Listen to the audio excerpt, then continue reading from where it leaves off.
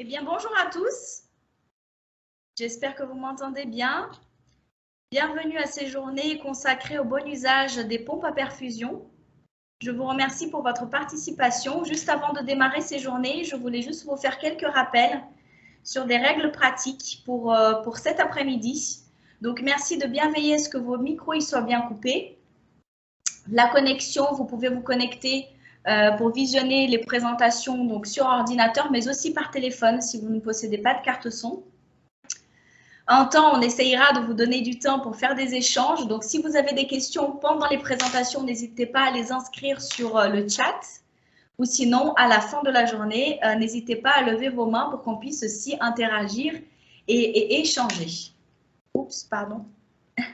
Je reprends le... Voilà. Hop. Alors, les présentations, elles seront enregistrées, donc on pourra ensuite vous les diffuser pour un replay pour ceux qui ne pourront pas participer à toute la journée ou qui ne peuvent pas être là tout simplement aujourd'hui. Et les supports, donc vidéo et PDF, ils seront mis en ligne sur notre site internet Matériaux-Vigilance, Réactovigilance Régionale. Et dernier point, une attestation de présence vous sera envoyée par mail seulement aux personnes qui auront répondu au questionnaire que je vais vous mettre sur le chat. Donc sur la messagerie de Teams, je vous mets le lien pour ceux qui veulent avoir une attestation de présence pour que ça puisse être plus facile pour nous à les générer. Merci de bien remplir ce petit formulaire et à la fin de la journée, je vous enverrai un deuxième questionnaire de satisfaction, cette fois-ci anonymisé. Voilà, donc je vous souhaite à tous une bonne après-midi de présentation qui va être bien riche. Donc des présentations qui vont durer une demi-heure avec différents intervenants. Donc c'est vraiment une journée intervigilance. J'ai le grand plaisir d'introduire donc le docteur de Pouvouville, qui est directrice adjointe à la direction de la sécurité sanitaire et de la santé environnementale, donc pour nous introduire ces journées. Merci, docteur de Pouvouville, pour votre implication et votre présence. Je vous laisse la parole. Merci, madame. Merci, Daniela. Bonjour à tous. Est-ce que vous m'entendez bien? Ça fonctionne. Oui.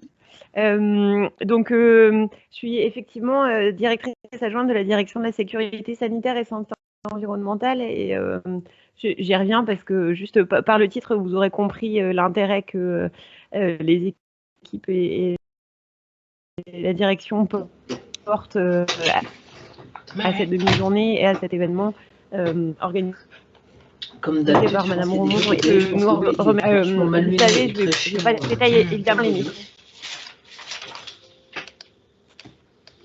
Il y a des moments. Est-ce que, s'il vous plaît, vous pouvez couper vos micros? Merci.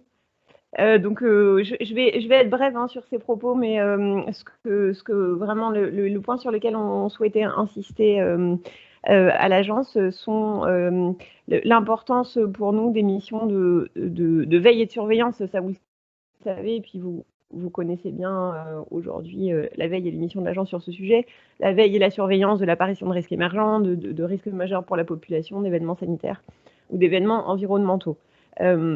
Pour ce faire, donc le service de veille, effectivement, mais aussi et surtout un dispositif qui est encore bien plus large et bien plus ambitieux, qui est le REVA, le Réseau régional de vigilance et d'appui, qui a été créé en 2016 et qui réunit aujourd'hui en Hauts-de-France 13 structures régionales de vigilance et d'alerte sur lesquelles on reviendra et qui vous seront présentées un peu plus en détail dans quelques instants.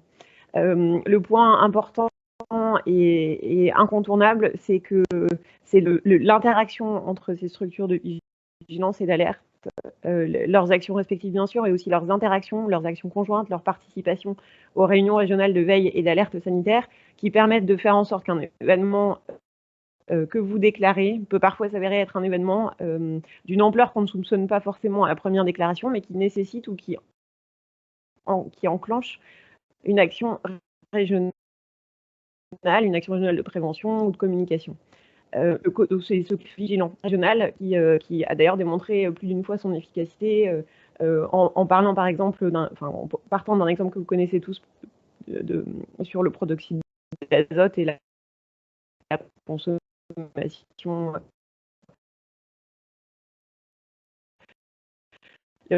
l'observation de la consommation massive festive de protoxyde d'azote. Donc, nous souhaitons à l'agence que ces événements soient sur le plan effectivement indésirables, font partie d'un processus de point. Et ça, la feuille de route du REVA sur laquelle on a bien enclenché avec l'ensemble des membres du réseau en fait un objectif prioritaire.